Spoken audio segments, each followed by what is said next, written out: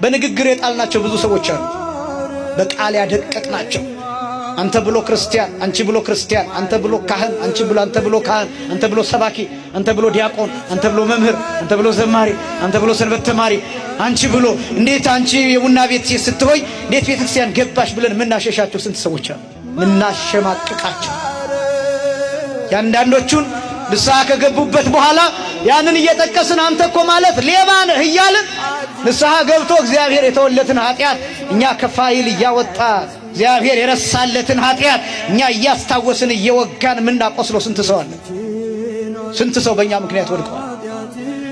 በስጋዊው እንኳን ብትመለከቱ አንተ አሁን ልትደርስ ነው እያልን ሐኪም መሆን የሚገባቸው መሐንዲስ መሆን የሚገባቸው ብዙ ኃላፊነት ላይ መቀመጥ የሚገባቸው ገና ከልጅነታቸው አሸማቀን ስቀን ባለባበሳቸው ስቀን አሸማቀን ምናደቃቸው ስንት ሰዎች አሉ። ስንት ሰው አለ። የሚፈራም ሰው እንዳለ ታውቃላችሁ። የሚሸሸን ሰው እንዳለ ታውቃላችሁ። ሰው በሚበዛበት ጊዜ ቤተክርስቲያን የማይመጣ ሰው እንዳለ ታውቃላችሁ። ለምን እንደሆነ ታውቃላችሁ? አሽሙር ይፈራል። አሽሙር ይፈራል። የኛን አሽሙር ይፈራል። ስለዚህ ምን ይላል? ዛሬ ንግስ ይነግሳል። ስለዚህ ህዝቡ እንዳያየኝ ትንሽ ቀለል ሲል ታቦቱ ሲገባ ሄዳለሁ ብሎ እኔና እናንተው ልቅ ብለን ከወጣን በኋላ መጥቶ እዚህ ስቅስቅ ብሎ የሚያለቅስ ብዙ ክርስቲያን አለ። የኛን እግር ጠብቆ የሚመጣ እኛን የሚፈራ ለምን ተፈራ?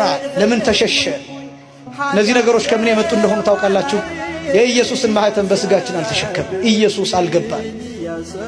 ኢየሱስ አልገባን። ክርስቶስ አልገባን። ክርስቶስ የኃጢአተኞችን ኃጢአት ሰውሯል። የማንንም ኃጢአት አልገለጠም። የማንንም ኃጢአት አልገለጠም።